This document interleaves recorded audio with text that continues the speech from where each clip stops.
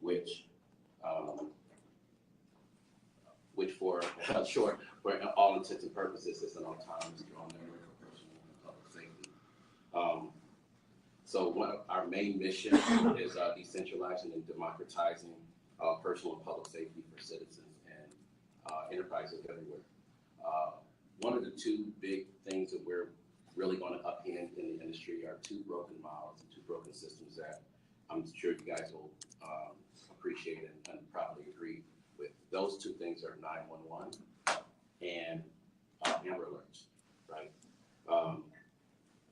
And so one of the big problems that we have right now, as you know, there are human trafficking issues. We have kids that are being abducted, on the route. There's basically about 38% of abductions happen either en route to school. 1 in every 4 women are sexually assaulted in universities alone. That's just in the U.S. It's a global issue. And when I came up with Aireos, we wanted to affect a problem and solve an issue that was really a global impact. It's not something regional, but really would have some real meaningful impact, and that would also resonate and translate to a model that can actually scale. And as you know, in this segment where we are in the United States, we have school shootings, which are, unfortunately, things that that happen all the time, it seems like. And in those cases, as an example, an event that takes place in a school shooting or any type of safety issue really happens in a very short period of time. They most average about 12 minutes before, when the time the event starts until it's over. And as you can see, police response times are about 18 minutes, which means they get there and the event has already taken place. People are hurt, people are killed, unfortunately. And with Aireos, by using one of our anchor app here, which I have Brianna has a phone, which will be utilizing SafeWord as kind of our anchor app to actually allow for people as we basically get these drones out, autonomous drones out into our network. We'll have a lot of great people that'll be downloading the SafeWord app and allow people to allow people to actually utilize the autonomous drone network. So, for example, as you know, the SafeWord, as I mentioned, allows for the ability for people to actually speak their safe word and phrase, send a live video stream along to GPS. So what I've done is I'm actually have my phone in my hand. I'm not going to even touch it, and I'm going to speak my safe word and phrase. And Brianna, you'll hear an Amber Alert sound, and Brianna's going to be kind enough to kind of tap on a push notification. And she's going to. So the phone that she has will actually be one of the 5 minutes that we have put in the safety. So you guys can probably get an idea of that. So when that happens, she'll be able to pass that phone around to a couple of investors and probably you guys that are streaming live and be able to see this actually happen within a couple of seconds. So I'm going to take a second and say my safe word. And I just want to make sure I have everything up. My life means something.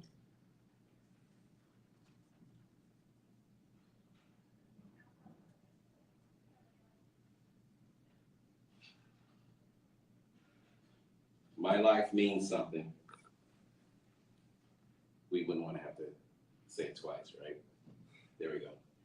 So my phone picked up my my safe word.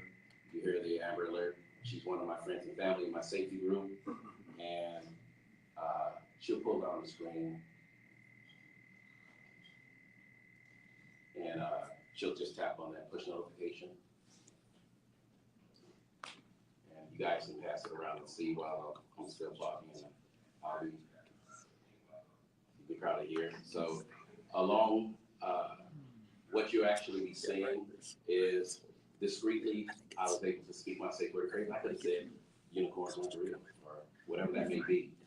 So the establishment of your daughter could be in a precarious situation in college or university or somewhere, or your child, and they can actually say that safe word or phrase, and the seller would know about it. And not only are they getting the live video stream, they're getting a GPS. You wouldn't have to have the wherewithal, the mindset to say I'm at 34th and Lexington or whatever that may be. It will actually provide that, which 911, as you guys know, is a really broken and archaic system where people have wound up, not just having a very long response time for police officers or first responders, EMS, and fire to get to a situation. First of all, they got to know where it is, and a lot of times they're relying personally on the person that's calling in to give them a location, because the closest location they're going to have is a tower, a cell tower that's only going to give them a very particular range, varying ranges. Then there are just too many instances where 911 is just a very poor model, and we're here to upend that. So, one of the stories I kind of recall, there are two of them, but I'll just talk about one of them. One where a child called 911. The kid was only 6 or 7 years old, had at least the wherewithal and to call 911. His mom had been shot, and the child calls 911. And we've all heard these stories where, the training and such for 911 operators aren't necessarily the greatest, and that's just prevalent no matter what it is. And so the child finally calls, and 911 answers and says what's going on, and said, hey, my mom has been shot, she's dying, she's on the ground, she can't breathe, she's about to die, can you please send someone? Now, if they would have had our application, our mobile app, and using Aireos, within 3 minutes, their response time, a drone would have been there, just from a child saying their safe word or phrase, or even tapping on a widget, they would have been able to actually get and actually have some response time, actually a lot longer than it would take, or a lot shorter time than it would take for police or EMS to get there. And so the emergency operator says, hey, put your mom on the phone. The kid has already just said, hey, my mom's just been shot. So those are the type of things that we're talking about, taking the human factor out and autonomizing and decentralizing personal safety. And we've recognized that there have been a number of opportunities that with Aireos network will provide for just the enterprise at large, not just for consumers. Police and fire will be able to reduce, or should I say increase their productivity and reduce the response time, which we'll see it at minimum, probably an average of about 84% if you're talking about average cities that typically have response times in 20 and 30 minutes. Police typically don't get to in cities, get there in 5 minutes. With Aireos, our drone can be able to, as we roll this out, and we have a very, very innovative model on how we're able to stage that out to be able to cover we're not talking about the U.S., but globally. We have relationships already with FCC in Africa, specifically in Nigeria, and we have my CTO is in Israel, Tel Aviv. We have relationships in Brazil, so we'll be starting with the U.S., Brazil, India, and a couple of countries in the continent of Africa. As I mentioned to you before, with response times such as school shootings that we see as prevalent, when that happens in 12 minutes, at least within 3 minutes, a drone is there and an actual police or fire can actually tap into that live video stream way before they are able to get there, which will substantially increase, like I said, their improvement of response times. So there's a number of business models that Aireos will be able to create, and we actually started with one, which is an annual subscription, which will be leveraging safe words as an anchor initial customer. So it's a $4.99 per year subscription, which is very, very inexpensive, meaning we wanted to make sure that everyone in the world can actually afford personal safety, which it should be afforded to everyone. We also have something pretty unique, which we kind of mirror from, and I kind of tweak and have this shared model, which I'll talk about really quickly. This is pretty sweet. So you know how currently today we have Uber and Lyft, and that's kind of taken over, became a really huge success and blew up because of the ability for citizens to be able to, create this additional revenue and create these partners across the globe. With our business model, we have the ability to, without having to take on this huge capital intensive effort of putting drones out every mile or so, by allowing for consumers the ability actually to purchase and acquire fractionally ownership in a specific drone. So the drone, well, we can actually put drones out based on demand. And so by providing basically a democratized free market, sorry about that, democratize free market deployment of drones, we have the ability to actually scale and get drones out there based on just supply and demand. We also have a usage-based model, which, as I mentioned, the police and first responders and EMS, including insurance companies and companies of that nature, such as utility companies, can actually be able to tap into our autonomous drone network on a fractional basis, because our Aireos token will provide via smart contract a metered approach in that drone. So as that drone is being used or leveraged, as they're making a request, our Aireos token will actually meter that drone. So it will basically provide police and fire and municipalities and businesses the ability to actually tap into a drone at a fractional, from an ownership standpoint, at a fraction of what them having to spend $30,000-$50,000 for drones. And then, so how do we do it? One of our relationships, as we're here, BX3 is going to help us get our Reg CF filing done and our Singapore entity.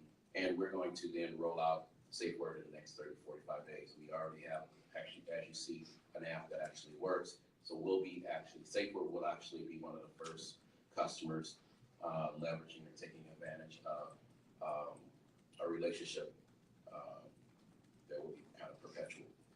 We'll then plan on doing an airdrop for users that have SafeWord Aireos tokens.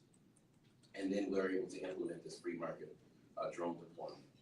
And that's what we believe is going to actually, what I mentioned about driving demand, it will be pretty innovative, because by the use of citizens investing and having the ability to actually purchase and have fractional ownership in the drones, it's going to drive demand. And then we actually create this system where, here in New York, it will probably be a lot more expensive because of the use of the frequency of that drone, and so it would be a lot more profitable versus somewhere in Albuquerque, New Mexico. So the algorithms and things that we'll put in place actually will allow for, for that same number of tokens, they'll have probably more ownership in the drone that's used less, versus one in a very populous area such as LA or New York or Detroit or Chicago and so forth. And then, so we then have a demand fulfillment base, and basically it's more like, because I come from a manufacturing background in automotive, sort of like a JIT manufacturing scenario where we're going to do just-in-time manufacturing. We'll put the drones out based on demand. And once we find out that there is a certain amount of ownership has been acquired on a specific drone, we can then pull it, initiate autonomously. Hey, we'll go ahead and complete that drone and actually put it on the market. So what that allows us to do is actually get drones out where they're actually needed on basically on the supply and demand standpoint. Currently today we've got the response back. We filed a patent back in 2015 for the speech that you just saw, leveraging speech and video. We already got a favorable response response from USPTO, where they're already accepted some of our claims as filed, which that's pretty good when you don't have to go back 3 or 4 times. So from there, we'll be launching Safe Word, and then we have developed back in January the ability to, I just don't have the video to show you the proof, but our goal here is with some of the capital that we'll be using, we'll be able to create some more relationships. Right now, currently, we have a relationship with the Chief of Police in Detroit, because that's where I'm from. They love the technology and how it's going to effectively have their schools be safer. And we have some relationships in Chicago as well, where they're ready to do pilots, private pilots. And this is including with the drone support, so it's not just the mobile app. I have the drone technology already working. This past January, we're going to fine tune it and use the platform's ability with these private pilots in some major cities. Like I said, we're starting with Detroit and Chicago. Atlanta will be next. These are places where we have some initial relationships. Going as far as it relates to outside of the U.S., as I mentioned, we have some people in political and governmental positions with the FCC and FAA to allow us to start building those relationships and getting private pilots, when I say pilots on. So that's pretty much it. I can go into some of the team myself. Randy Flings, my COO. He's basically had a lot of years of experience in marketing. He currently runs a marketing company out of Atlanta called Steep Media, which is rolling out. We'll be leveraging technology. We'll be leveraging their platform to get access to about 1.5 million people, so we can actually start getting some early adopters.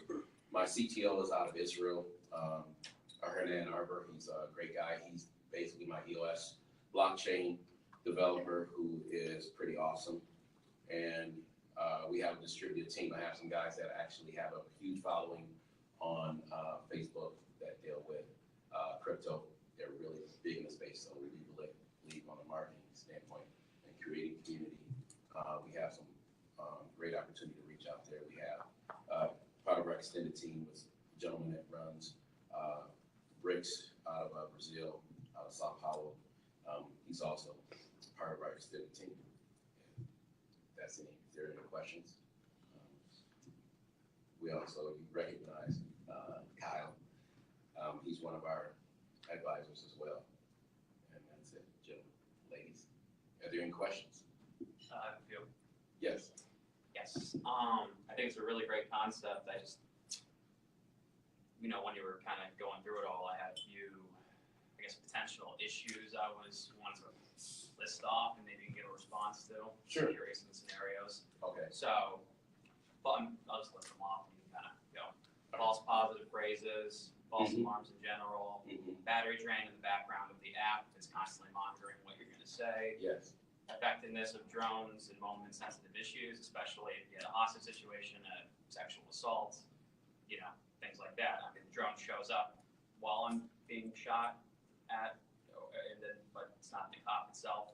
Is that what happens? Yes. So basically it allows for police and fire to actually be able to observe that situation before they get there. Not that as we know that there are statistics that when, in the workforce that people know that they're being watched, people act better, just being good actors.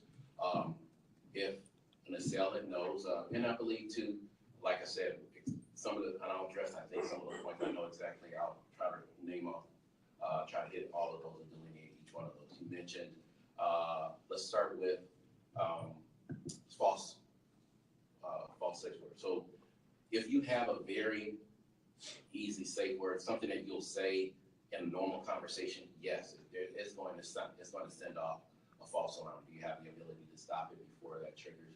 Yes, we give you that opportunity. So we basically encourage people to create a safe word or phrase that's not a single word or two, but actually a phrase of some sort that you wouldn't normally say.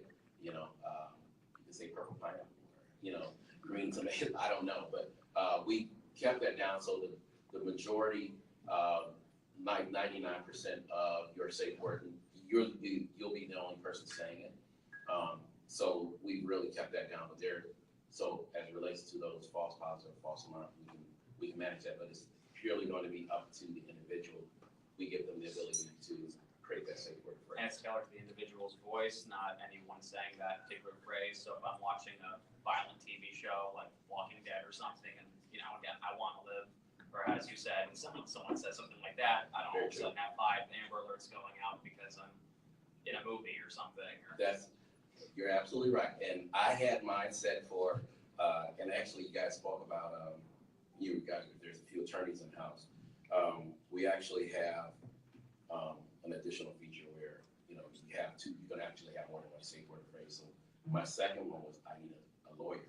So it actually pulls up a two-way communication with an attorney on call. But to your point, because that actually was a very, very simple phrase that a lot of people could probably say, there were the opportunity for that to happen. So yes, you're right. There is the opportunity for those, like I said, it's really up to the consumer to make sure that they use a phrase that's not going to get, that's going to be rarely ever used, if ever. If you use it, you get kicked off the platform. For instance, if you're a kid who just wants to screw with his parents and they keep saying purple pineapple over and over, makes the calls, drone gets deployed, do I get charged extra? Do I get Yes, you do.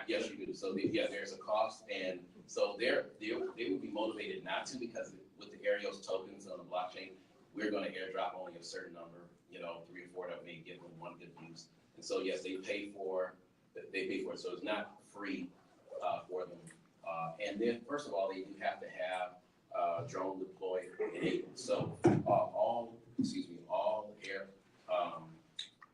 everyone can opt to turn on or off the drone support if they so choose. But the fact is that with Aireos, that's the point, is that they will be motivated to have that on, and they'll be notified when they're in particular areas. If there's drone support in that area, they'll get a push notification automatically that says, hey, there's coverage and so forth. I think you meant there. I want to address some of the other questions you had or concerns. Yes. Battery drain in the background. Battery drain on the background for location. And we're talking about 1-2%. It's probably less than your Facebook notifications. So I've had a full battery and I've gone the entire day with it listening in the background. The location is not, even though we're using the location, we actually don't,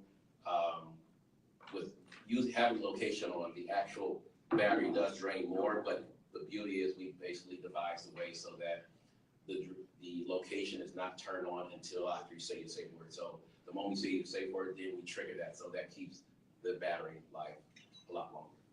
What was one of the other questions? Also just whether, which I know Amazon deals with in their idea for the, fleet for delivering packages, but also just, once the battery life of the drone, once it's deployed, it goes out there, it hovers in the situation, does it go back to you have a radius of a recharge area, do you have to, how does it stay powered? That's very, very good questions. I love the way you think. So we believe that the average length of time on an emergency incident could be 10 or 15 minutes. If it begins to become more than that, we have programmatically developed the ways that when the battery on that drone, if it has a 20-minute charge, for instance, if it gets down within 8, we set up right now, hard-coded that in at 8 minutes.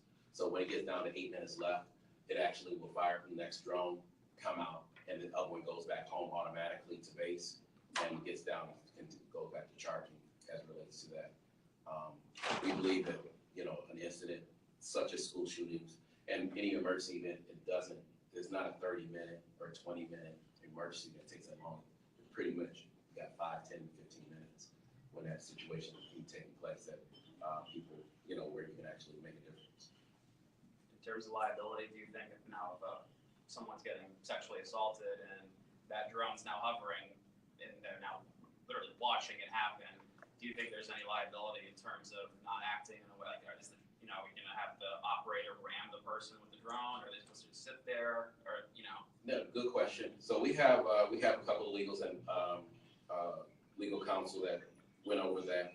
So in our terms and our TNCs, we have that identification as it relates to whether a person acts, because a relative chooses not to, or to act on, or a friend chooses not to act on it, they're not liable, we're not liable because they didn't choose to act on that call. They have the ability, you know, to then say, hey, if it's something very serious, they can call 911 or forward that event on. But TNCs will have pretty much cover most of the identification as relates to people non-acting in those events. That's what we have right now. We won't know what we don't know until we see use cases. Yes. I got a couple of questions. Can you comment on why you chose EOS as the blockchain? Big important question to us. I believe Ethereum wasn't a good choice because we want to be able to scale, and we know that emergencies, we need seconds or less than seconds to be able to do a transaction. If an emergency event is being pushed on the blockchain from you speaking your safe word, we can't wait for some extended period of time for that event to actually get on the blockchain and to actually launch and send a drone. We need that to happen within a second or less. And so EOS is definitely a choice that I've looked long and hard at the other NEO and all the other type of blockchains out there. I believe EOS is going to really be will be a big game changer, and we really like it. What's the purpose of the token? Token has a lot of utility to it. Outside of just metering, there's for every time there's basically the utility is an event from when you speak your safe word, an event is triggered on the blockchain. We're doing that. It's utilizing and creating using the blockchain, the smart contract and the token in order to get that drone out, and then ability for users to basically, that's kind of the key to actually turn on the to get into the autonomous drone and work with Aireos. So that's the access point, or access initially to the EOS blockchain. So do you think that it's necessary to have a blockchain for this project? I mean, could it be done without it? No.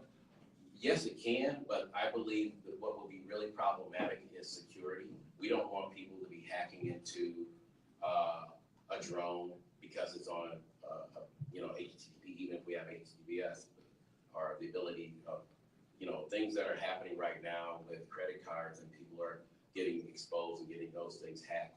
We wanted the mutability to make sure right now blockchain has not been hacked. And so we want to make sure the events and such that get triggered live on the blockchain. So safety was and security was our first primary goal. Yes.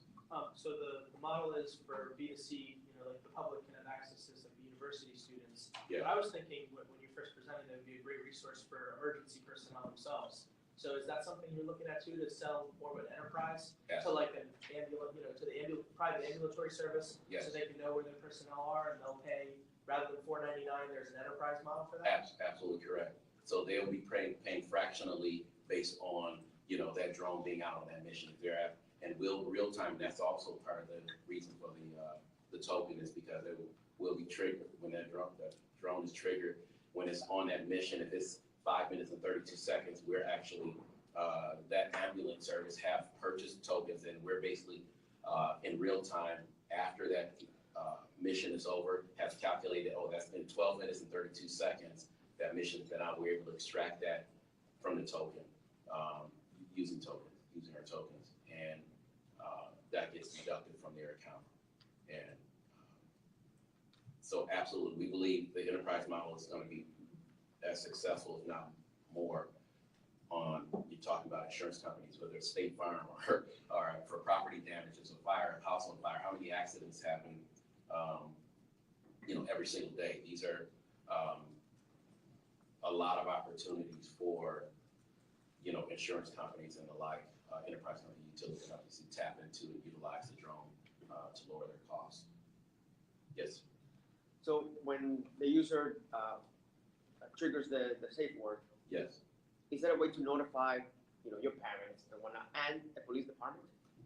Currently, as you've seen, today, right now, your parents or family members are the first people that are gonna be notified. As we get, the ability for us to roll this out on scale is not required or dependent on municipalities, coming on board. The ability that we'll provide them with the API for them to be able to not just receive, but they can actually deploy.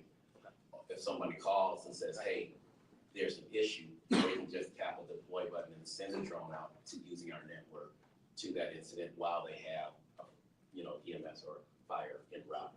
So, to answer your question, hopefully, I hope I answered your question. Yes. So it's an autonomous drone, right? So there's an emergency situation, it gets sent out. Would the police department, let's say they're trying to use it, would they be able to at that point control it to And that's do the other, what they want to do with it? yes, I appreciate that. And that's one of the other reasons why we're using the blockchain and the tokens, because when they, as we get municipalities and police forces and things of that nature, they're provided on the back end through, through credentials.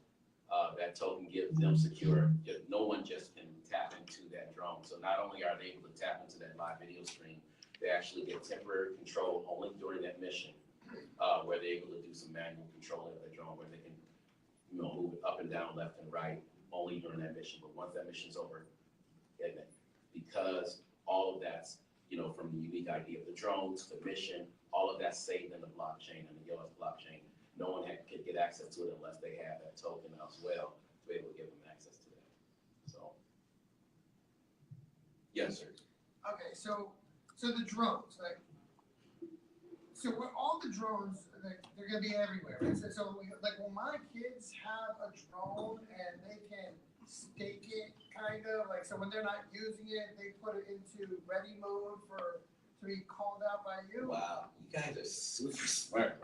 So I didn't want to I didn't want to go into the ability. The point is that it can be even more decentralized because we will allow people to, we'll have a standard just like Uber and Lyft has a standard when you put your vehicle in. They say, hey, it meets these certain standards. If it's Uber X and whatever, it's got to have these certain standards. So we will provide, as the market matures, or should I say, as Aireos matures out into the market, we will give ability for people that are commercial drone users, because we do have a certain high standard on what makes up that drone as far as the camera, and our technology is going to be on there. We'll provide them with an SDK and those type of things. So we will provide them, later on with the ability to, a person can actually put their drone out into Aireos, but it's going to be based on, a standard that they'll have to they plug in and actually tap into and meet those standards. So we can actually have some kind of consistent.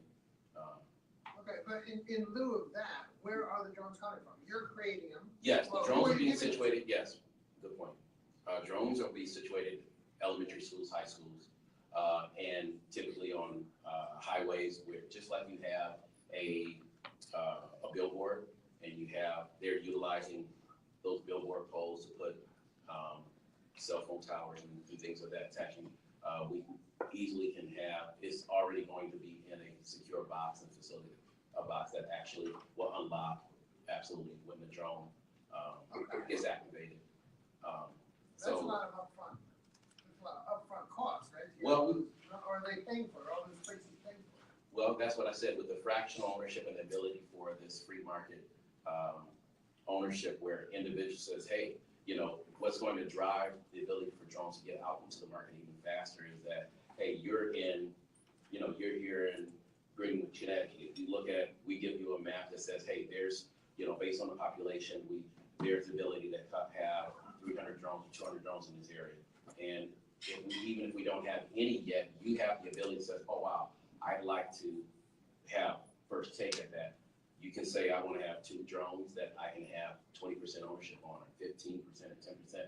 And based on algorithm that we create based on that market and demand, as people are coming on saying, I'd like to have coverage in my area, but also I'm getting to make money while I sleep, because, which is better than Uber. Uber, you would require to be behind the wheel. In this case, you have the opportunity to actually pay and have some ownership and share in the revenue and put those drones out to market. And that will then trigger us on a demand situation. get those drones out at a fraction of the cost rather than us taking on the capital requirement. But we will be starting with ourselves, and because the thing too is we're not purchasing these drones on a retail basis. We'll be assembling it. So we'll be creating some jobs and assembling these drones with some basic equipment that we have. We have a pretty much nailed down what that cost is to assemble and then get it out there. We then will share that. We can reduce that cost to getting out to market based on demand, which we won't put it as we're putting out some in certain areas like Detroit and Chicago, New York. We'll start seeding areas maybe in a 10-mile radius in Greenwich or in Brooklyn or in Queens or in Detroit, and start there and allow then at that point for the market to drive additional drone adoption, and we go from there.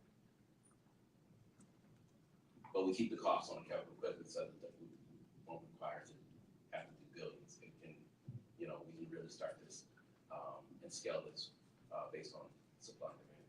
Yes, sir. Have you opened up any discussions with the carriers like Verizon, AT&T, T-Mobile? Well, Verizon, we have a relationship. One of my investors, Wireless Giant, he has a relationship with T-Mobile and Sprint. But my kind of, I'm a bit, I like Verizon. So my hope is that we can secure some relationships there on the strategic side. But that's really only for the need is really for the accessing the network for the drones itself. Cisco could be some potential relationships too on the Wi-Fi. Johnny, I'm going to ask you one more question before we wrap up. Mm-hmm. What's the ask? We're right now, thank you, sorry about that. We're raising between $500,000 and $1 million for, in order to at least start seeding these markets with some drones. We've raised some capital. We already have a functional product, which we'll be launching in the next 30 to 45 days. And BX3 is going to help us with the formation of our Singapore company. Oric Harrington actually is one of our councilmen actually just reached out to Greenberg, Turan, one of the management partners, because they're someone that their name has come up to me a number of times as it relates to some successful ICOs. So we believe that we want to try to get between $500,000 and the half of $1 million. We can actually start seeing revenue well before in that first $500,000, because there's, like I said, some of the pilots that we're getting approved for Chicago and Detroit is going to lend toward driving revenue even back to Aireos. And again, just to confirm, so the ask is a equity or a token raise, or? I'm leaving that up to BX3 Okay. to help us establish that. Okay. But yes, currently my plan was, I thought whether it be a safer convertible, for a token. It can be equity if we're going with the regulated Reg CF. But I think I'm more than open if that makes sense to do both. Okay, sounds good. Johnny, thank you very much. Thank you, guys. What we're gonna do is let's do a 5-minute break so we can just switch over Pitch TV, and then we're gonna have Javier Benavente come up for Crowded Cloud after that. Quick update from the Pitch TV guys.